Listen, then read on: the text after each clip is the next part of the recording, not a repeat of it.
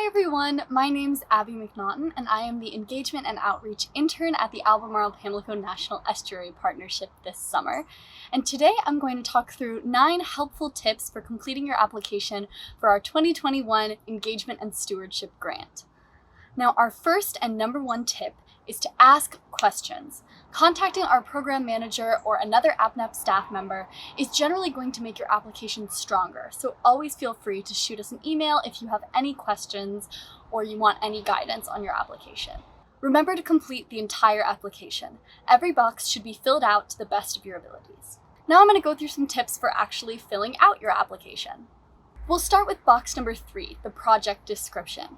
When you get to the project description, in addition to actually describing your project to us, you also want to outline the benefits of the project for both your organization and for APNEP.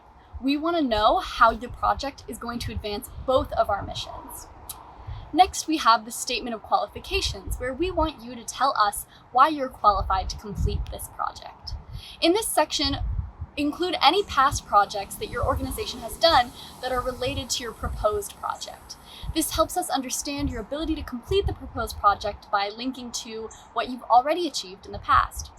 Now, since this grant is only for projects in the APNEP program area, make sure that you have clearly stated where your project is located in the Albemarle-Pamlico watershed and ensured that you are within our program boundaries. There is a section for this, section number 6, so make sure that you fill that out as completely as possible.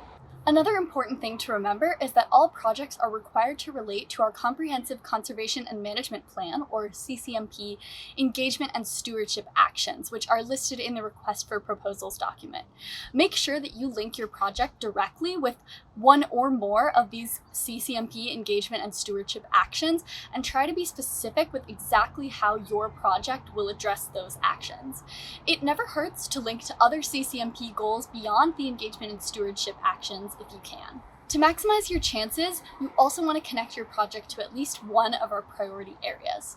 This year, our priority areas are water quality, submerged aquatic vegetation, coastal habitats, and increasing resilience. So you want to make sure to link to at least one of those areas. In box number 9, we're going to ask you about how you're going to measure the success of your project. Make sure that you list outputs and outcomes that can be measured as specifically as possible. For example, if your project has a water quality component, you might want to include specific water chemistry metrics that you're going to measure. If your project involves classes, tell us your target number of people that will be reached through these classes, both directly or indirectly. And if you're addressing a specific pollutant for your project, it would be great to estimate the amount of pounds per year saved by that project implementation. Specifics like these are going to make your proposal a lot stronger. You also want to make sure that you read through our output and outcome example document, which is linked in both the Request for Proposals and the Scope of Work application that you'll be filling out before you fill out section number 9, because that will give you some really specific details on exactly what we're looking for in this section.